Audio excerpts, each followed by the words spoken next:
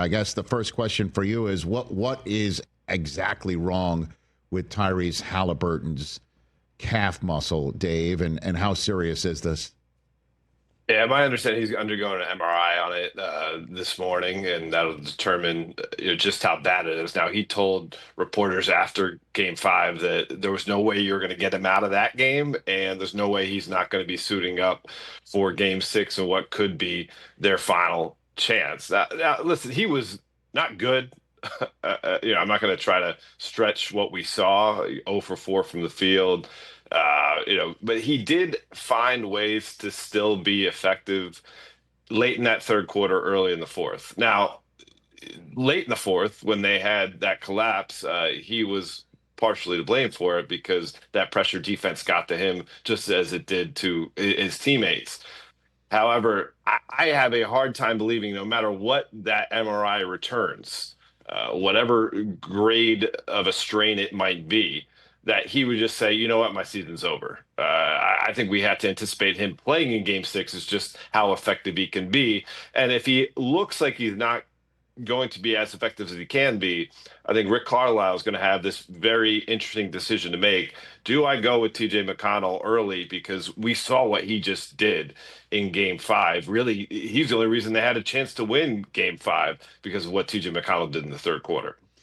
And I'm kind of sheepish to start our conversation with Halliburton's status because that might somewhat lend less credence to what we're seeing of what Oklahoma City is doing. I'm starting with Haliburton because if he is not going to be the type of player that we've seen throughout the rest of the playoffs and even in early parts of this series, Dave, and the Thunder are getting 71 from their top two stars, including the MVP of the league combined, this thing's a wrap. You know what I mean? It's much of a wrap as what's on his Halliburton's right leg right now. You know what I mean?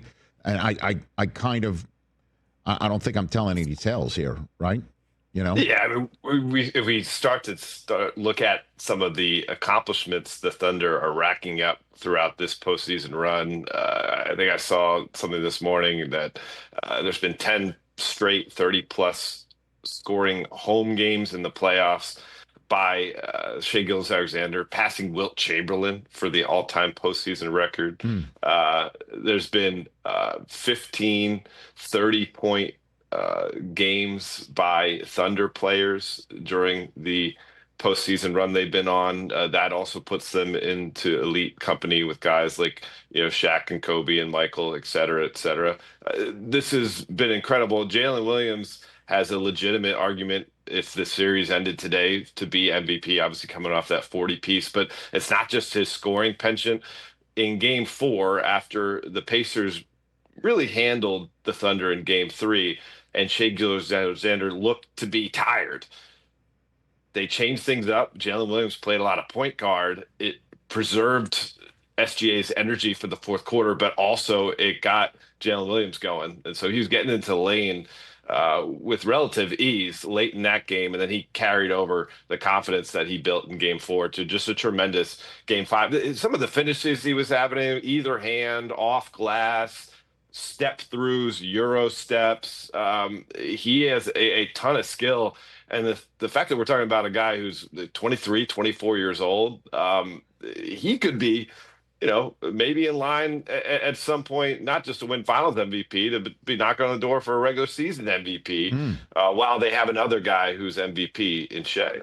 Well, I mean, kid from Santa Clara making good like this. You got a story about his story? Because now he's as front and center as you can get in the NBA with, as you pointed out, a 40-piece in a pivotal Game 5 of an NBA Finals in front of the whole country.